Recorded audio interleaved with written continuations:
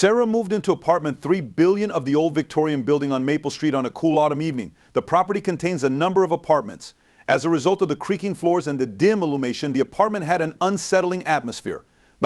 The shadows that were cast over the rooms were significant. Sara was eager to begin this new phase of her life in the city, despite the fact that the environment was unpleasant.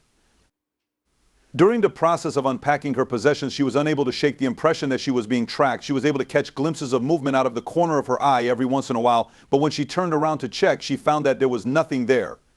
She disregarded it as a case of her imagination playing tricks on her and attributed it to the fact that she was in unfamiliar surroundings.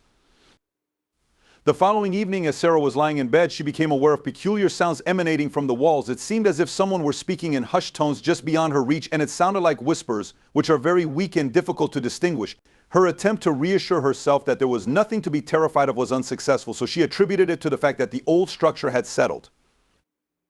In the days that followed, Sara's discomfort continued to intensify. Strange occurrences started taking place in the flat, such as the disappearance of objects, which would then resurface in strange locations several days later.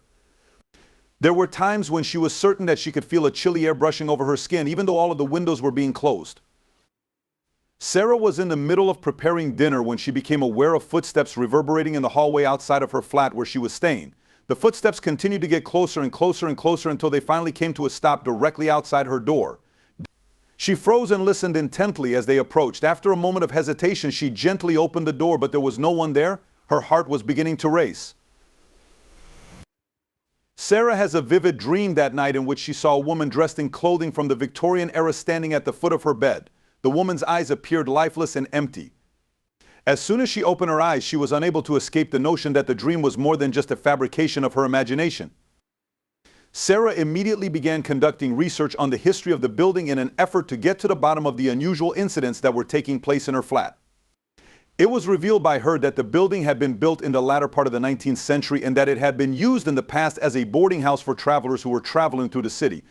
Over the course of several decades, the building had been plagued by rumors of hauntings and inexplicable disappearances. Nevertheless, Sara had initially dismissed these rumors as nothing more than superstition.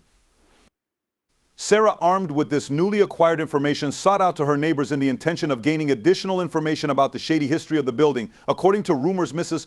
Henderson, an elderly inhabitant who had resided in the building for more than 50 years, was the only person who knew all of the building's secrets. Mrs. Henderson's stories of restless ghosts and mysterious happenings that had plagued the building for generations were told over a cup of tea and some biscuits before she continued her story. During her speech, she mentioned a young lady by the name of Emily who had vanished in the late 1800s under strange circumstances, leaving behind only rumors of her tragic end. With the intention of solving the mystery of Emily's disappearance, Sara proceeded to investigate the history of the building in greater depth. She searched through ancient newspaper archives and municipal records for any reference of Emily's name. After a number of weeks of laborious investigation, she was finally successful in locating an old newspaper story that detailed the events that transpired prior to Emily's abduction. According to the author of the piece, Emily had been engaged to a wealthy businessman who resided in the building. However, according to the expectations of society, their relationship had been kept a secret. Emily made the decision to confront her fiancé in a fit of wrath after she learned that he had been unfaithful to her. This led to a heated confrontation that ultimately resulted in a tragic outcome. Emily had taken her own life, a decision that was motivated by her feelings of loss and betrayal. Her death had left a dark shade over the structure that would continue to be felt for many years to come. While Sara was reading the article, she couldn't help but feel a profound sense of sorrow for the young woman whose life had been cut short due to the emotional trauma and hopelessness she had experienced. Sara, armed with this newly acquired information, made the decision to assist Emily in achieving peace and a sense of closure. She made contact with a local medium in the hopes of establishing a connection with the restless soul and assisting her in making the transition to the afterlife. The three of them worked together to hold a seance at Sara's flat, during which they summoned Emily's ghost and invited her to talk with them. When Sara first entered the room, there was complete and utter silence. However, after a moment, she became aware of the faint sound of words being muttered across the space. As Sara continued to participate in the seance, she became aware of a presence that encircled her.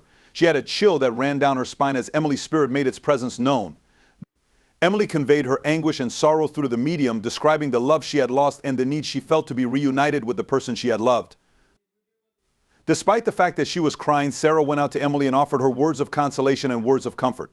When she reached that point, she experienced a wave of tranquility that washed over her, as if a big burden had been taken off of her shoulders.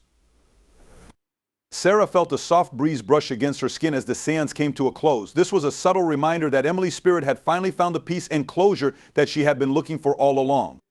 Sara understood that she had assisted in bringing healing to a soul that was restless, and that Emily's spirit would eternally watch over the building that she had once called home. This was despite the fact that the memories of the past would always remain in the walls of Flat 3 Billion.